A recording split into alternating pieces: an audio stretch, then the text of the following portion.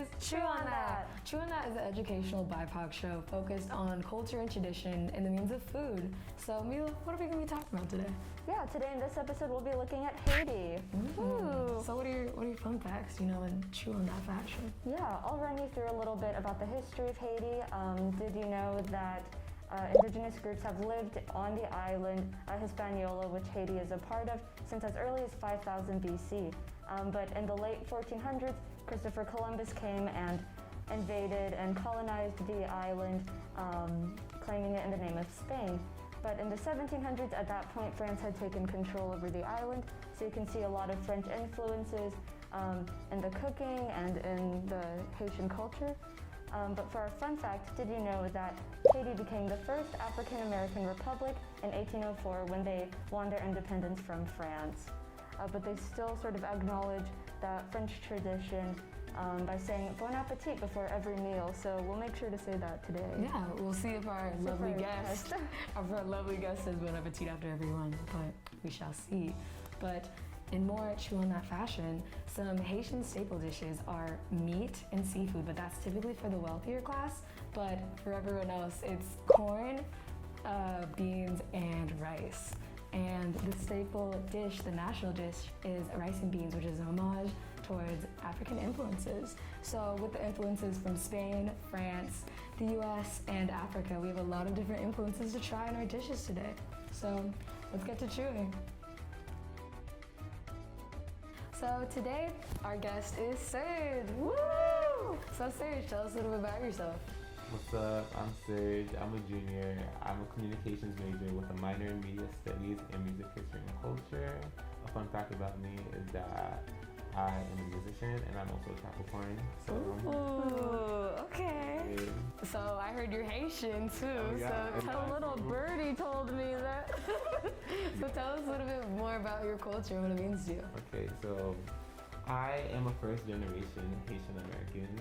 That means that both of my parents were born and raised in Haiti, and they ended up moving to America to have a better life. And I am the first, American within my family. And I'm very Congrats. Me and my sister. Being a Haitian American, it kind of implies having two different cultures. I am Haitian and I am American. And so it's kind of fun seeing growing up, having two cultures just behind me, and just seeing experiences two different ways, and just my parents teaching me some cultural aspects within the Haitian culture, and then me also having to teach them some American lifestyles. Yeah. It's a very unique experience too for a lot of first generation kids. Yeah, yeah.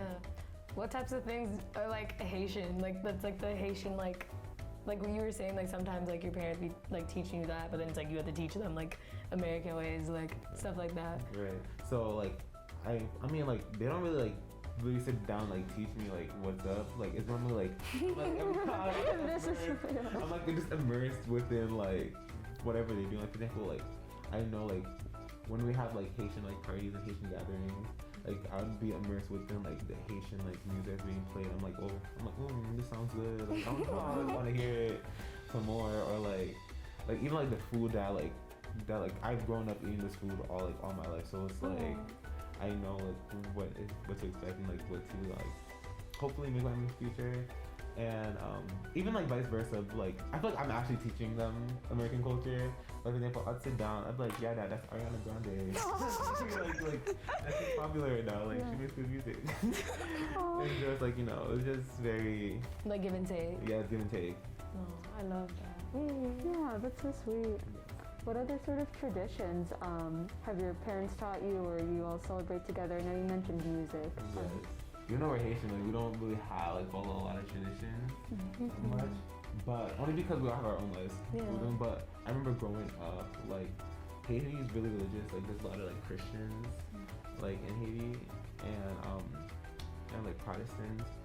So on Easter weekend, which is happening now, is that we don't normally eat meat, and then the replacement for that is fish. So we indulge in a lot of fish and just a lot of seafood during that weekend, because it's just against religious laws, whatever. The religious laws, no. So it's So yeah, like I remember like I ended up doing that like a lot, but I recently stopped because like in college I make my own decisions. I was just, like, Dang. I love chicken. Like, I don't need to know. I can't resist a little beef patty. Like for 3 days, like come on.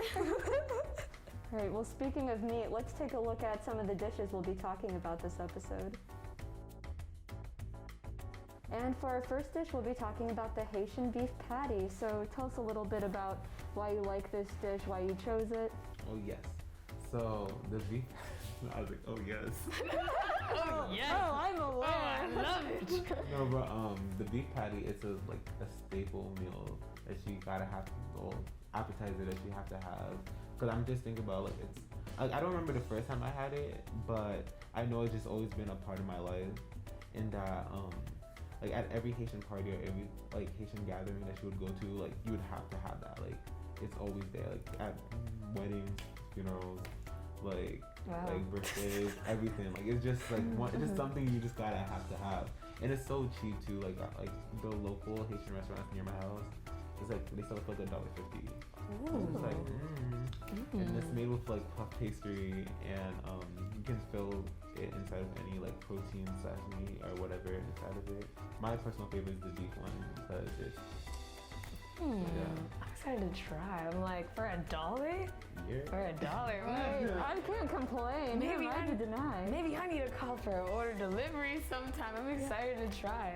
But for a typical chew on that fun fact from our lovely researcher, the word patty comes from the French word pâté, which means meat cooked with dough, like you were saying. So I'm excited to try. Checks out, yeah.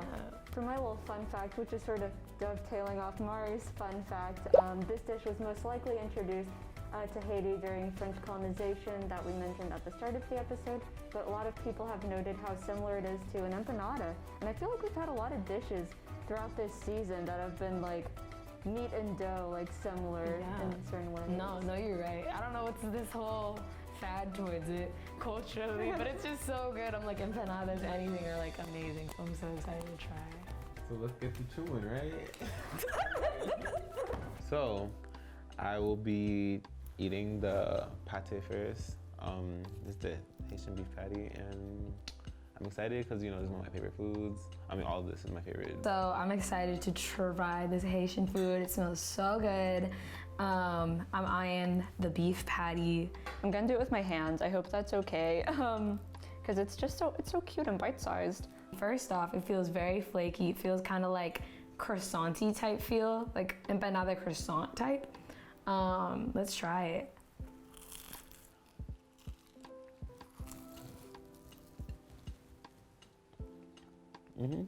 As I expected. Good. Like, what? Interesting. This is also really good. I really like the puff pastry aspect to it. The meat kind of gives me like pasta vibes, like pasta, like ground beef type. Don't know how to explain it. Wait, 1 second. It's got like the little layers and like the crunchy flakiness on top. It's flaky. Yep. As I like it. It's good. I like the flakiness. I get like a tomatoey taste towards it a little bit. I just love like the flaky aspect. And I wasn't expecting the meat inside to be so like smooth. I don't know if that's the best word for it, but it was, and it was really flavorful. I haven't had this in a long time because of school, so it's good to like have this like refresher of just like the memories coming back of just me eating this with my parents, just vibing, having like a Haitian soda next to it. This is really good. I would eat this like in a heartbeat. Eating it right now, it makes me just think like I would love like 50 of these. So wherever Serge got it for $1.50, let me know. So the second dish that we're gonna try is riz jonjo, which is Creole for rice with black mushrooms. And these mushrooms are native to the northern part of Haiti because that's where they're grown and foraged. And since these mushrooms are native to the island, this dish actually predates colonial rule, so it's like an indigenous meal that's made, cooked, shared. But yeah, the black mushrooms are considered a Haitian specialty, so I'm excited to try it. Yeah. Do you have any, did we miss any parts? Also, wait, before that, did you like my pronunciation? You think it sounded good? Yeah. We got a long way to go. Yeah, my mom makes this all the time, so I'm really excited, and you know, it's just something like, it's again, like I said for the last one, it's a staple meal that you have to have, like would have to try, like if you're in Haitian. Nice. Let's get to chewing. The Dijon, and yes, I'm just gonna try it. Excited to try. I see some peas. This like black rice with the black mushrooms. So let's dig in.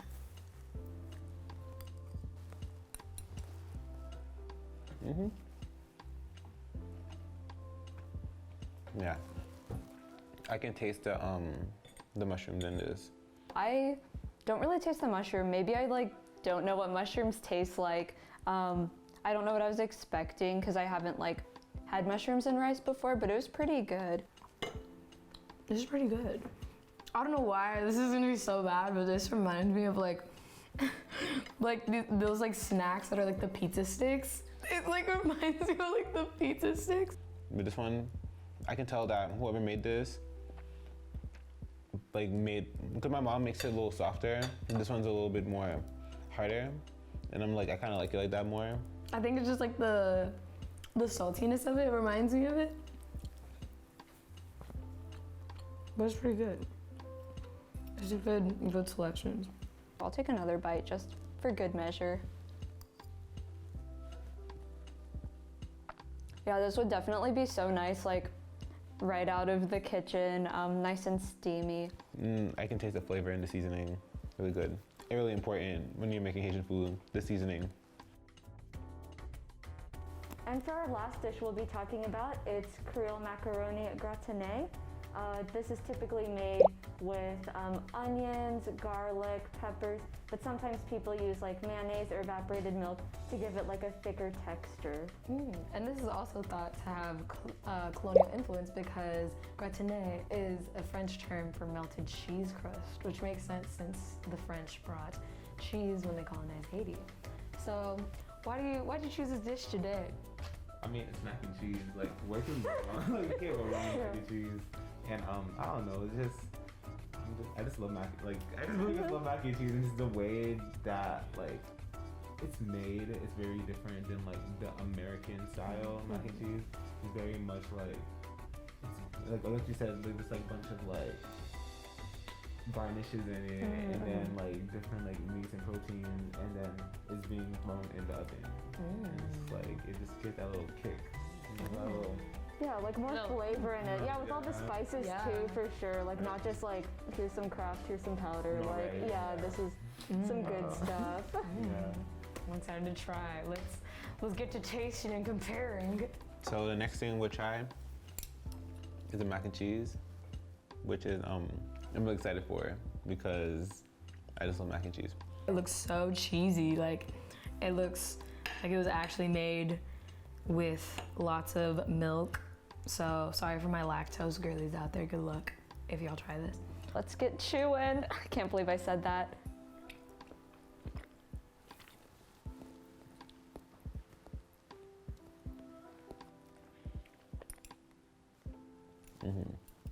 I get like a sour milky type flavor, but very rich, very, very rich. I definitely taste like the creaminess. Nothing is worse than when like mac and cheese doesn't have like that creamy texture, but this was so creamy. I can taste that they added like different types of cheese in this, because I know like American style mac and cheese is always like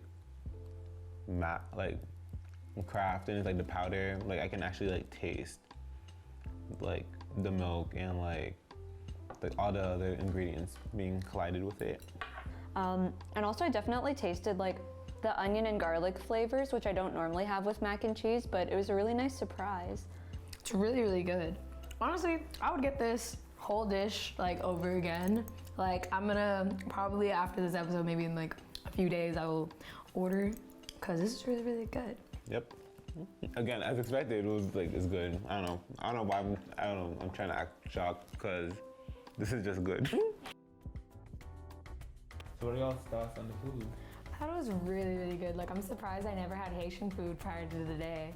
Cause like that beef patty, like the macaroni, everything was so good and like flavorful. And I'm surprised I hadn't had it before, especially when we're in Boston. Yeah, for sure. Like the seasoning on the beef patty, that stood out to me so much. I was like, I could have 8 of these in one sitting. 8 plus, yeah. No, really. So good. Yeah, that's the thing. Like normally, like I'm really particular with my food because of that. Because a lot of the Haitian food are seasoned. So like when I eat food that does not like meet like that criteria for me, it's just it's ingrained in my blood. Yeah, it's a high bar. It's a high bar for sure. Once you try it, your mind will be blown. Life will change. I feel like. Yeah, For no, sure. yeah. And the restaurant we tried today was from Plickly's, which is in Somerville, and it's really good. Yeah, Boston has a really high like Haitian population culture. So if you ever want to look around, like probably check out Uber Eats, Google Maps for some Haitian restaurants. There will probably be one down the street from where you're at in Boston, or like in Dorchester, Mattapan, Roxbury, your local neighborhoods. Yeah, for sure. So thank you for coming and sharing your food with us. And thanks for tuning in to the last episode of season 1 of Chew on That. Until next time, Bye.